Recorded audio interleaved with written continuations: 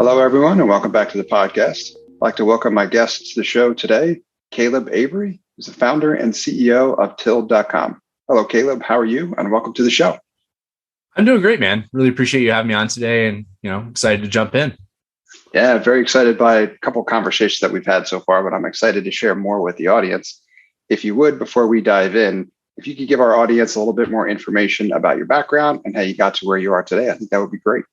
Yeah, happy to do it. As far as my background, I got started in the payment space by co-founding a credit card processing ISO while I was in college. So I got started at 19, going door to door, selling payment processing services to small business owners. And, as I scaled up that first business, I started getting brought in on consulting opportunities for larger software platforms. And a lot of these guys were anywhere between about 100 million up to about $1 billion in annual processing volume. And most of them were really just starting their payments monetization journey. And so we were helping them transition off of platforms like Stripe or Braintree. And, really throughout that experience, several of the platforms were really considering this route of becoming a payment facilitator or PayFac.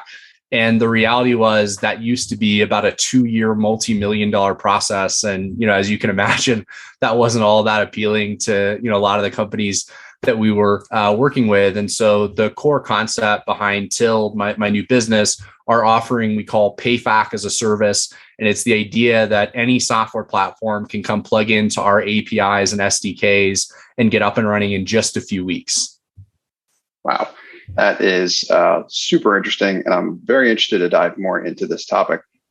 If you wouldn't mind for a moment first, because I think there's probably some folks who may be hearing about the terminology for the first time, and you mentioned PayFac-as-a-Service.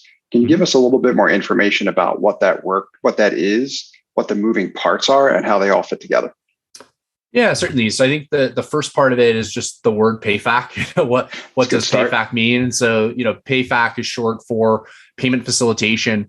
And really, when I think about the core difference between the PayFac model and the legacy ISO model, which is the world that I came from, it really comes down to me, in principle, to the card brand rules and regulations. And so when you think about that traditional ISO model, every merchant, so each dentist, each gym is getting their own merchant account, their own merchant ID. And so they have to go through a very thorough vetting process in order to get their account created in order to be able to accept credit card payments. And so in that world, you've got little requirements like the bank's logo has to be present on the application. You've got to collect supporting documentation like driver's license, voided check, previous processing statements. And it's typically a pretty manual underwriting process. Whereas the payment facilitator model, which, Stripe, Square, Braintree, and PayPal are probably names that a lot of, the listeners are familiar with. They've really made this model, pretty famous. And it's all about this relationship between the master merchant and the sub merchant. And so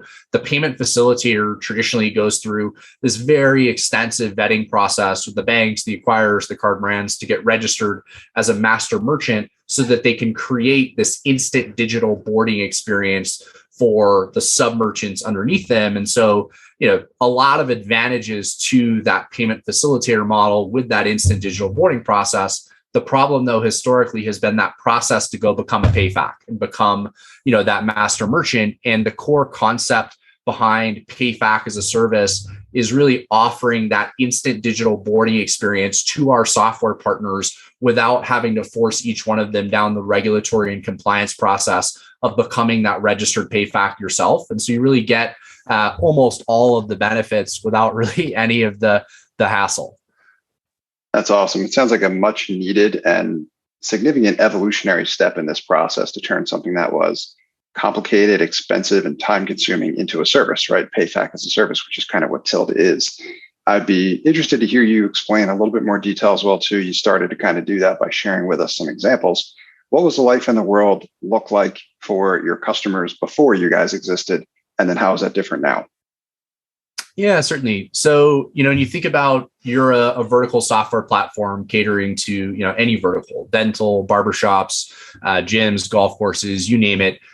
The options that you had available before, you could go partner with the likes of someone like a Stripe, consider like a managed PayFac provider. You can get up and running quickly. You've got the instant digital boarding process, but typically you're not benefiting from any of the economics on the payments flowing through your platform. And that was really where a lot of my consulting clients were coming to me in their journey, where they had gotten up and running on Stripe. They had a few hundred customers in their business, maybe a few $100s in volume flowing through their platform. And they were at this point where, all the executives are sitting around the table saying, like, why are we not generating more money off of all of the payments flowing through our platform? And you see, these well-known examples like Toast and MindBody and Shopify talking about how much money they're generating off of payments. And so, investors and executives of these software companies were sitting around the table like, well, why are we not generating, all of this revenue off of the payments flowing through our platform? And so, a lot of these companies would start looking into, well, what does it take for us to go become a PayFac? And so,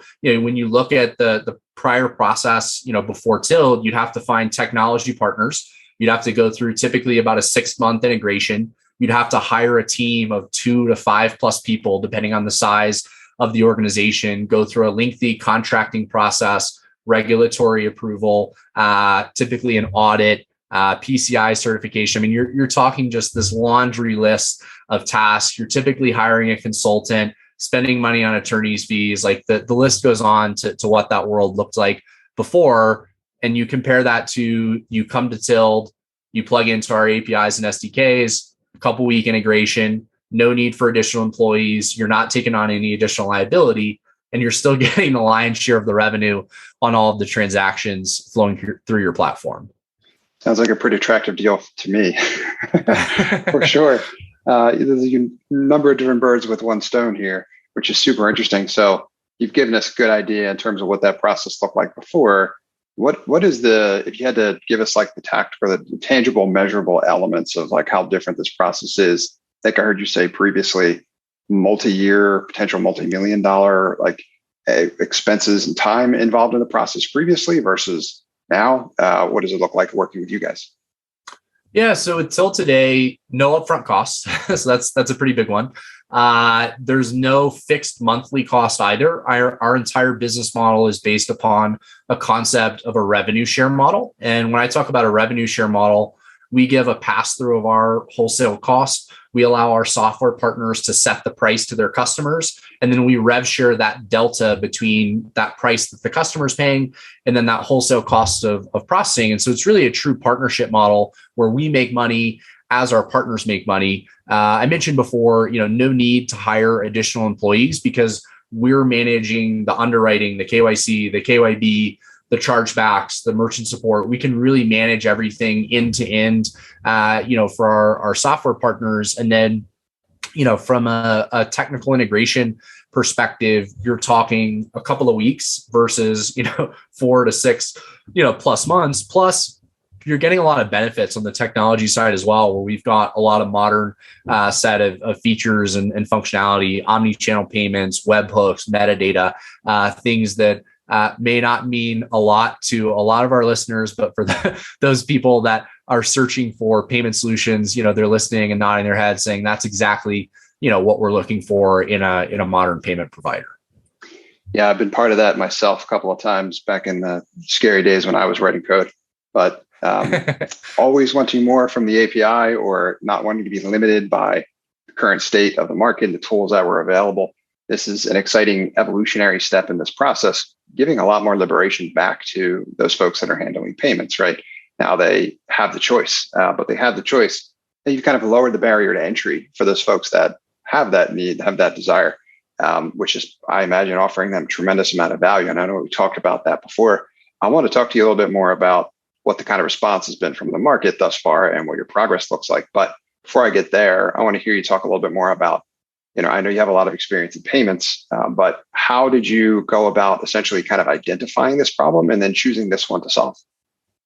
Yeah, great question. So, for me, I mentioned in the opening that I was going through a lot of consulting projects with various software platforms. I was also angel investing in a number of software companies. And so after seeing essentially the exact same problem, dozens of times, I really started to think through like, why are the current solutions in the market not working? And that was really where I started, was going through a customer discovery process and reaching back out to some of the consulting clients that I work with, and then even just cold emailing other, software companies, say like, why are you not happy with Stripe? Why are you not happy with WorldPay? Why do you not like Finex? Like, what about these solutions, is not fitting the bill for you guys, so that I could really understand like what the true problem was with the existing solutions? Because until you understand that problem, it's pretty hard to think about, what the solution could look like, because you really have to understand like what's the core reason why the existing solutions aren't working. Is it price? Is it technology? Is it time to market? Is it upfront cost? Is it liability? Like, what's the reason why, people aren't happy with the existing solutions? And the couple of things that kept coming up in all of my conversations, people wanted instant digital boarding. They wanted to generate revenue off of the payments flowing through their platform, and they wanted to get up and running quickly. And the reality was that combination of things did not exist in the market. And so for me, as I started thinking through, how could we solve this problem? What would that solution need to look like? I knew that it needed to be based on a payment facilitator model in order to get the instant digital boarding process. And then thinking through the business model of that rev share concept, solve that second point of being able to monetize the payments and generate revenue off of the platform. But the bigger question was like, how do you get to market quickly? And I think that was really the hardest of the problems to solve, because it is both a technology problem as well as an existing like back-end providers and acquirers and banks that you've got to get on board. And so for me, when I started thinking about how to solve that problem, I initially started on the technology side and went to my friends that were developers and like, hey, what can we do here? And the reality was technology alone wasn't going to get us from this, 6-month or 2-year process down to the 1 or 2 week time frame that I was really looking for. And so I recognized pretty quickly that technology was very important, but I really needed to go out and find the partners that were going to get on board with helping me, solve this problem. And so that was really where I spent the better part of the first year of the journey before there was an LLC, before I was hiring people, kind of thinking through like, what would those partnerships need to look like? And how would I go about bringing all of the pieces together to solve this problem? Yeah. And as we, the results speak for themselves following that process and really doing all of that hard work. There's a couple things you mentioned there that I want to specifically highlight for our listeners. The period of time when you were selling services through consulting, diving deep into the problems, getting a lot of qualitative data. And then you mentioned seeing the patterns of these problems for your sphere of influence, what you were observing and the folks you were working with. You were able to identify the patterns of problems over time. That combined with additional discovery and diving deeper into folks that were using these alternative options that existed on the market to try to find what you said, essentially where the problems or the limitations of those systems, like where does that system not go where the customer wants to go? And then again, what do the patterns of those problems look like? You put all of those combinations together to say, basically, what if, and if we solved it in this way, offer this as a solution to the market, what level of interest would there be in something like that to come up with essentially what you have now in Tilt. And the other thing I want to hear you talk a little bit more about is what your progress is like thus far, what growth has been like, because we've talked about that before. So share a little bit more about progress at Tilt, and then I'll have a couple more questions about that from there. Yeah, certainly. So, it's been a pretty fun journey over the last few years. I really started focusing my energy on this problem back in January of 2019. And so it's been a little over, 3-year journey to get to where we are in the business. But the reality was we didn't raise outside capital until back in November of 2020. And so when we started 2021, we had 5 people on the team at Tilt, and we ended last year with about 40 people on the team. We're up to 65 people on the team today. And so, when I reflect on the journey, really even just over the last, I guess call it 16 months, it's been a pretty wild ride going from 5 people on the team to 65 people on the team. And, the initial, we'll call it launch of the business was really, us in kind of a pre-sales motion going out on LinkedIn. And I put out 2 posts on my personal LinkedIn. I got about 40,000 views on LinkedIn. We had 40 software companies come inbound, wanting to learn more about what we were doing. And so I think at that point in time, I certainly knew that there was interest in the market for, at the time, a made up term, PayFac-as-a-Service. I think initially kind of curiosity, And then that curiosity has really turned to interest over the last 16 months as, our brand has matured, the product has matured, and I think the market itself has matured as well. That's fantastic. Yeah, I mean, really what you need is an effective hook. You get people engaged, they start diving deeper and get a better understanding of what it is and how it might help them solve their problem. And then kind of things fall in line from there. So for sure, it sounds like, unbelievable growth. Obviously, you just described the scenario of greater than 10 times growth in a short period of time. So I imagine it's been a pretty wild ride. I've been there and it's exciting times, but crazy all at the same time. Definitely. Yeah, the demand for what you're working on is a very interesting element to me here as well, too. And I want to underscore this because I would argue that the problem that you solved is a huge problem, right? We're talking about a big problem that has dramatic implications for all those out there handling payments, right? How many SaaS platforms or different businesses that you're describing aren't handling payments, right? Everyone's handling payments. I've had other members on the show doing creative things like that as well, too. Starting with a huge problem and building a solution in that space offers you a lot of potential, right? There's a lot of folks that they get very specialized with the problem they want to solve, and like getting niched it can be an advantage in a lot of different ways, but largely from a marketing or a positioning perspective, not necessarily the problem that you're solving. The bigger the problem that you can solve with what it is you want to build, the easier it's going to be to find traction and get the kind of growth that ultimately that you want. Then if you want to start making the world smaller, you can from there, but you have a lot of potential to kind of open it up from there because the market is just so big. So I'd love to hear you talk a little bit more about like what growth has been like so far in terms of where you were, where you're at now, and then talk to us a little bit more about what's next. Yeah, certainly. So, for us, when we were initially starting out, call it 16 months ago, we were really focused on, I'd say, smaller software platforms. And so, initially it was more, call it 25 million to maybe 500 million in annual processing volume was really a target customer for us. And as we've gotten out into the market, a couple of things have really bubbled up. One, initially we were almost entirely inbound. LinkedIn was probably 90% of the traffic into the business, and they were primarily smaller companies, startups, people really on the earlier end of their payments journey.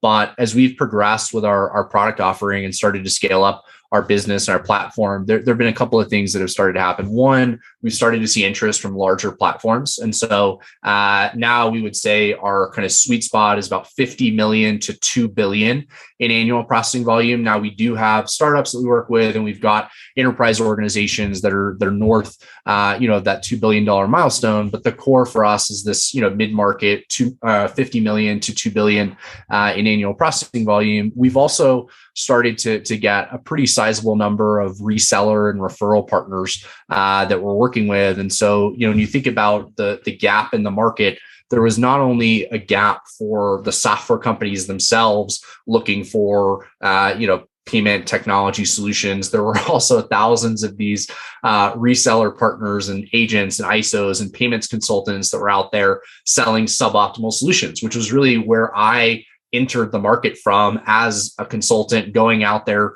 seeking partnerships with these software platforms. And certainly the tools that I had available at my disposal, 4, 5, 6 years ago were suboptimal. And when you look at, our competitors, none of them are really arming this enormous group of reseller and referral partners in this channel. And, historically, that's where payments have been distributed.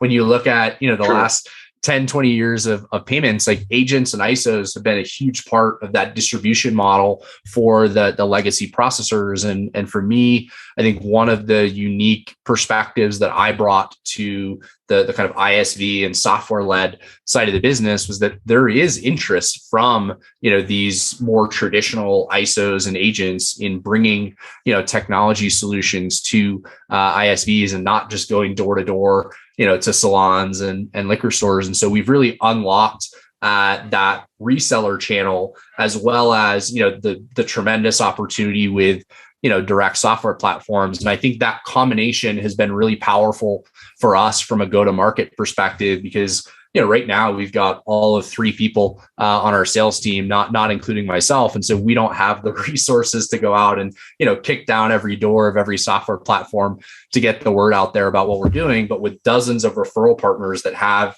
agent channels underneath them, we're able to get the word out there in a much more efficient way about what it is that we're building. Yeah, that's a great example as well, too, right?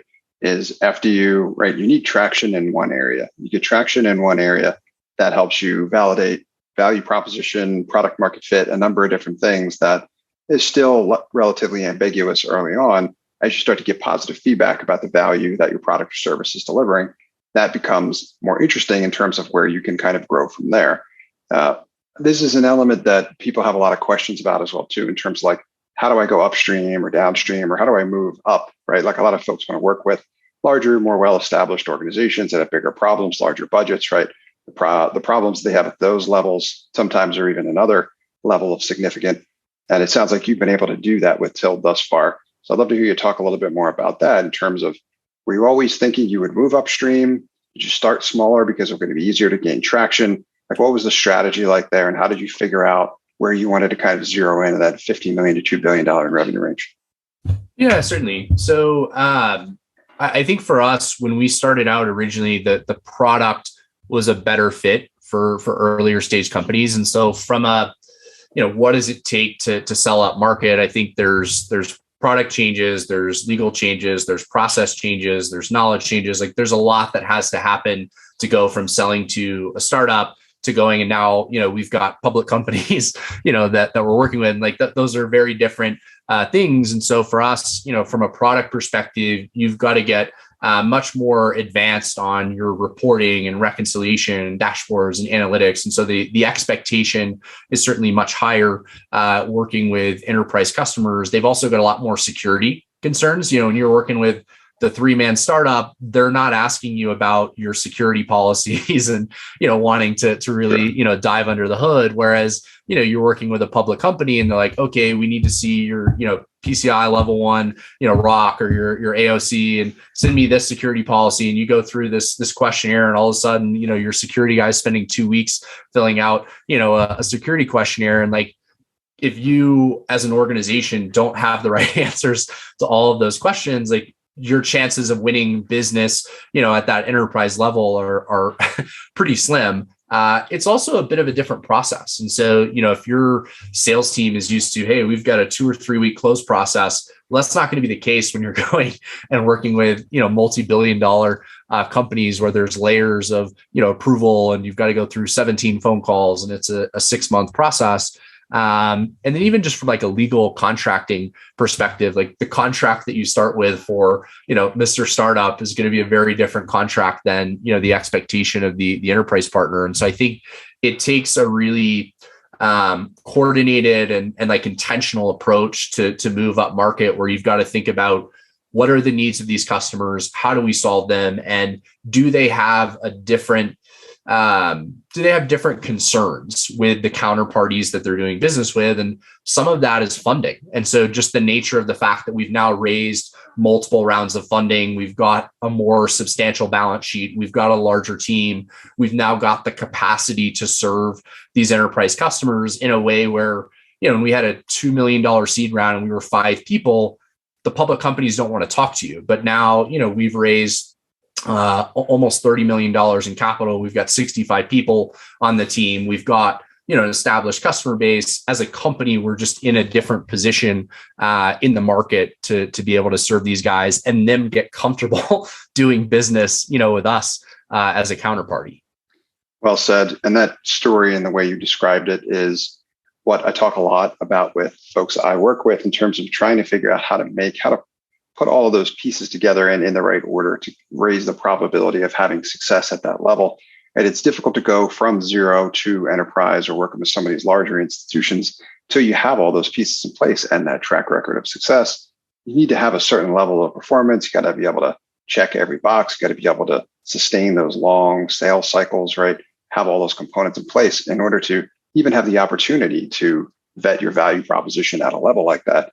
And I think that underscores even more so starting out by solving a big problem, because if you're starting out by solving a big problem in a unique way, you've got a great opportunity to solve something that is essentially ubiquitous. It exists at all levels, right? So if you can gain traction and start making progress at a smaller level where you're able to work with those smaller teams and organizations, you can start building that track record of success so that if and when the time is ready, moving upstream or moving up market is relatively straightforward, right? It's never necessarily easy, but it's a lot more straightforward than if you skip that first step, right?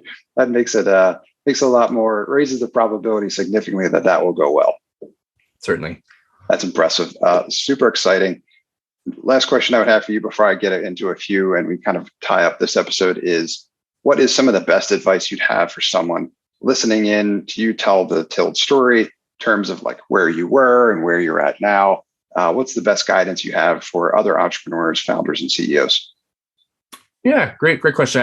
I think for me, one of the things I've talked a lot about in this episode is really the concept of feedback. And so, for me, it was soliciting feedback early and often in the process. And it was something that really informed the early days before I spent any money and before we wrote, any code to really, understand the problem. But it's really, guided us all along the journey where, we started out in pre-sales motion, getting feedback from customers. We went into beta mode, getting feedback from customers. We launched, get feedback from customers, go out and talk to enterprise customers. What are we doing wrong? How can we help? And like that has really informed us, at every step of the process. And I think a lot of entrepreneurs that I talk with are nervous about asking these questions. And I found, especially in the early days when I didn't have a product to sell, people were happy to talk to me because I wasn't trying to sell them something. I was genuinely looking for advice. I was genuinely looking for feedback. And so I would say get out there and talk to, your would-be customers and get as much, detailed feedback as you can, or as early in the process as you can.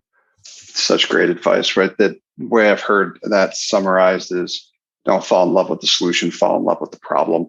Other advice I've given from time to time is think of your solution or your product as a fluid concept, especially in the beginning, right? Because that you want to, just like you mentioned, you want to be able to take actionable steps with that advice that you're getting that is invaluable, right? Your customer will help you validate your product, but you've got to ask the questions, you've got to put in that time, and you've got to listen because they will tell you essentially, they might not know exactly how to make it better, but they'll tell you what's wrong, right? And that is half the battle, right? You take that information, you organize it into something actionable, you come up with another version, you test again, right? And you keep getting feedback until, you get a different set of type of feedback, which means you've made progress, right?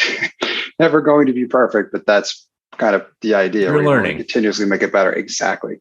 Learn and build your product with your customer, not, assuming that you know everything about the process, because I've made that mistake before. That doesn't go well. Great advice. Nope. Two other questions I have for you, Caleb. The first one is, are there any resources in particular where you'd recommend anybody who listened to this episode kind of go to learn more about anything we talked about or anything about Tilled? Certainly. So, I personally am very active on LinkedIn, on LinkedIn. If you're not a fan of LinkedIn, our website is always a great place to start. That's tilled.com, TILLED. The company is also active on Twitter and Instagram at GetTilled. Fantastic. We'll add those to the show notes. And then the last question I have for you is, who should reach out to you and how can they get in touch? Certainly. So any software companies that are looking to monetize the payments going through their platform, we'd love to speak with you through our website. We've got a number of different forms you can fill out, emails that you can find. Plenty of people message me directly on LinkedIn. So feel free to contact us in whatever method you find most convenient. That's right. Caleb's still listening intently to those customers. So any customers out there that need that kind of help, reach out to him and he'll help you out. Thank you, Caleb. I appreciate you being here and sharing your knowledge and story with our audience.